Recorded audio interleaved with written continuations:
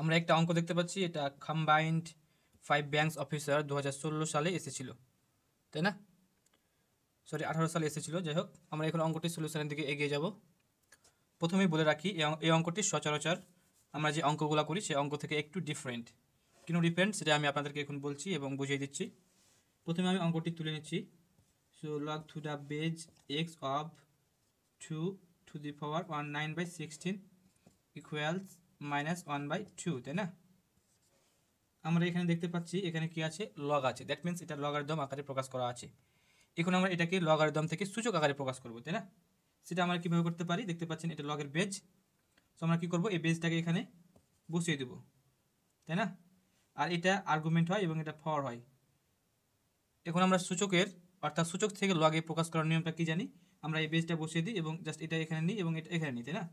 তাহলে আমাদের এখানে হতো -1/2 এবং এখানে হতো 2 টু দি পাওয়ার 9/16, তাই না? কিন্তু এভাবে করলে আমাদের অঙ্কটির উত্তর মিলবে না। ওকে, আর বলে রাখি এটা কিন্তু একটা নৈর্ব্যক্তিক অঙ্ক, তাই না?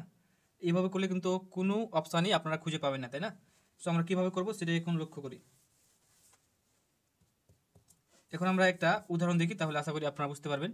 সাপোজ আমাদের একটা অঙ্ক দেওয়া আছে, log to the base 25 of 100, তাই না? এখন এটা সবাই বুঝতে পারছেন, এটা হচ্ছে বেজ এবং এটা হচ্ছে আর্গুমেন্ট, তাই না? কিন্তু আমাদের এখানে যদি এভাবে এটা এভাবে দেয় যে 25কে আমরা ভাঙালে পাই 5 এর উপর স্কোয়ার এবং এটা আমাদের কি থাকলো 100 বসে গেল। এখন অনেকেই এভাবে মনে করবে যে এটা বেজ, এটা আর্গুমেন্ট, এটা পাওয়ার, তাই না? কিন্তু আমরা দেখতে পাচ্ছি এই 25 অ্যাকচুয়ালি কিন্তু এখানে বেজ, তার মানে আমরা এখানে এই দুইটাকে বেজ আকারে ধরবো। যদিও আমরা যখন এইভাবে দেখি তখন আমরা মনে করি এটা বেজ হয়, এটা আর্গুমেন্ট হয়, এটা পাওয়ার হয়, তাই না?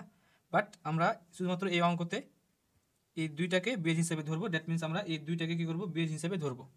জাস্ট এইভাবে একটু ভাঙে আমি আপনাদেরকে বুঝিয়ে দেখালাম, তাই না? তাহলে আমরা কী করবো, লগ থেকে সূচক আকারে প্রকাশ করার সময় বেজটা এখানে বসিয়ে দিই।